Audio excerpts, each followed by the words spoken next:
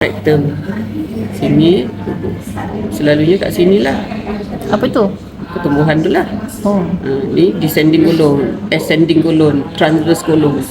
So selalunya bila kita ada benda yang menghalang kepada pengeluaran najis tu, dia kejap-kejap kita berak keras. Berak keras banyak hari, 3 hari, 4 hari, seminggu tak berak. Lepas tu ada ketika tu kita akan lepaskan yang keras tu, lepas tu berak cair macam tu. Lepas tu nanti seminggu lagi tak berak. Sebab bila dah tersumbat kat sini, dia meladung sini kan, macam mana dah baru keluar. So dia akan keluar yang keras sikit, lepas tu followed with all yang cair. So seminggu tak berak, lepas tu bila berak keras, lepas tu follow with cair. Lepas tu seminggu lagi tak berak. Bila berak keluar yang keras sikit, lepas tu cair. Dia alternating bowel habit.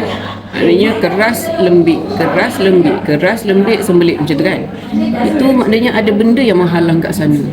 So kalau benda ni tak dibuang selagi tu, dia duduk situ lah. Nanti dia akan tambah besar, tambah tersumbat. Apa yang menghalang tu? Usus tu membengkak ke apa? Bila ketumbuhan tu maksud dia, ini kan dinding usus, inilah dia tumbuh macam tu. Oh. So usus tadi tu dah sempit kan? Macam mana dia nak lalu? Ni, macam mana nak lalu? Terhalang.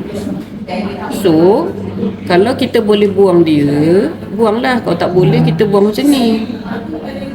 Lepas tu Sambunglah balik. Usus kita kan panjang, 6 kali kita punya ketinggian. Kalau dia tak dekat sangat dengan dubur ni, dia tak payah pakai beg. Kalau dekat sangat dengan dubur sampai terpaksa lah dekat macam tu, mana tak ada tempat nak membuang, terpaksa pakai beg. Pakailah colostomy bag. sekejap. Tak ada dubur macam mana nak? Oh, maksudnya dia tutup dubur. Ini tak boleh bekerja. Sebab tu terpaksa pakai beg. Katalah duduk sini. Tak payah pakai beg. Kalau sini tak payah pakai beg. Sebab ini masih boleh bekerja. Bekerja tu peristalsis tu lah. Ya, maknanya dubur tu masih boleh dipakai. Kalau benda tu tak berapa dekat dengan kita punya anus valve tu, dan masih boleh guna cara biasa, membuang macam cara biasa. Kalau kita dah tahu, katalah kita scope, kita dah buat biopsi, kita dah tahu dia benda tu apa kan. Senangnya buang benda ni. Jadi apa yang kita makan semua tu dia boleh nourish yang lain. Sebab kita tak tahu dalam diam, dia bukan setakat merebat dekat sini-sini je. Dia akan merebat masuk kat salur darah dia ni. Masuk kat salur darah, dia pergi kat liver, pergi kat tulang, pergi kat mana-mana yang lain.